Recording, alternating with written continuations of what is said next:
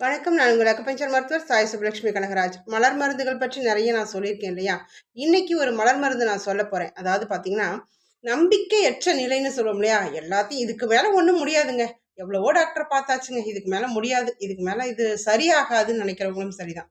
இதுல நெறைய விஷயத்துல இருக்கு. குழந்தை பிறக்கறதுக்கு நம்ம டாக்டர போய் பார்த்து, நம்ம அவநம்பிக்கைய அடைஞ்சிடுறோம். இதுக்கு மேல முடியாது அப்படின்ற ஒரு நம்பிக்கைய இழக்கும் பொழுது இது பொருளாதாரத்திலயும் சரிதான். நம்ம பொருளாதாரத்துல ஏதோ ஒரு பணத்த எதிர்பார்த்து இந்த மாரி காத்துட்டு இருக்கும்போது அது வராது. சரி இதுக்கு மேல வராது அப்படின்ற மாதிரி இந்த மாரி சூழ்நிலைகள் அவநம்பிக்கையான சூழ்நிலைகள நீங்க எடுத்துக்க வேண்டிய ஒரு மலர் மருந்து கார்ஸ் அப்படிங்கிற மலர் மருந்து.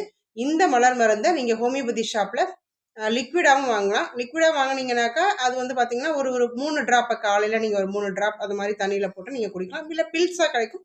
ஒரு 3 ஜீனி உருண்ட மாரி சின்ன சின்னதா இருக்கும். அத 3 பில்ஸ நீங்க காலையில சாப்பிட்டுக்கலாம். இல்ல எங்கேயாவது போகும்பொழுது அந்த மாரி ஒரு இடத்துக்கு போகும்பொழுதும் அந்த மருந்துகள சாப்பிட்டுட்டும் நீங்க போகலாம்.